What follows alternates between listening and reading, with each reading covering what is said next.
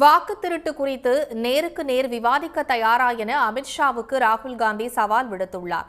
தேர்தல் ஆணையர்கள் மீது நடவடிக்கை எடுக்காதபடி அதிகாரம் கொடுத்தது யார் என்றும் ராகுல் காந்தி சரமாரி கேள்வி எழுப்பியுள்ளார். மக்களவையில் எஸ்ஐஆர் மீதான விவாதத்தில் பேசிய எதிர்க்கட்சித் தலைவர் ராகுல் காந்தி, ஹரியானா தேர்தலில் நடந்த வாக்கு திருட்டு போல பல உதாரணங்கள் உள்ளதாகவும், வாக்கு திருட்டு குறித்து விவாதிக்க அமித்ஷா அச்சப்படுவதாகவும் சாடினார். इन्होंने एक उदाहरण लिया, वहां पर अनेक उदाहरण है।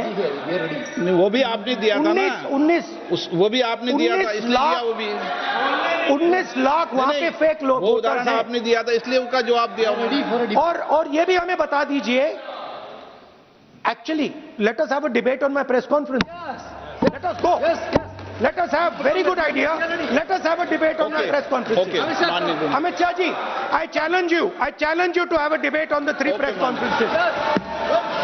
Please ठीक है, बैठ जाइए माननीय प्लीज। उत्तर प्रदेश में और हरियाणा में दोनों चुनाव में वोट कैसे माननीय प्लीज, ये भी जवाब दे दीजिए. இதனிடையே குறுக்கிட்ட உள்துறை அமைச்சர் அமித்ஷா, ராகுல் காந்தியின் சவால் குறித்து பதிலளிக்காமல், வாக்கு திருட்டு மூலம்தான் நேரு, இந்திரா காந்தி உள்ளிட்டோர் பிரதமர் ஆனதாக விமர்சித்தார். इसके कांग्रेस के अध्यक्ष होने, उनके एक वोट से तय होना था. अब 28 वोट श्री सरदार पटेल को मिले और 2 वोट जवाहरलाल नेहरू जी को मिले.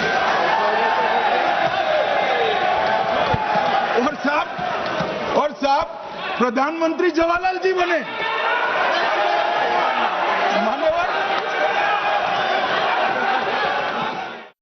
அமித்ஷாவின் பேச்சை கண்டித்து காங்கிரஸ் எம்பிக்கள் எதிர்ப்பு தெரிவித்து முழக்கமிட்டதால் அவையில் கடும் அமளி நிலவியது.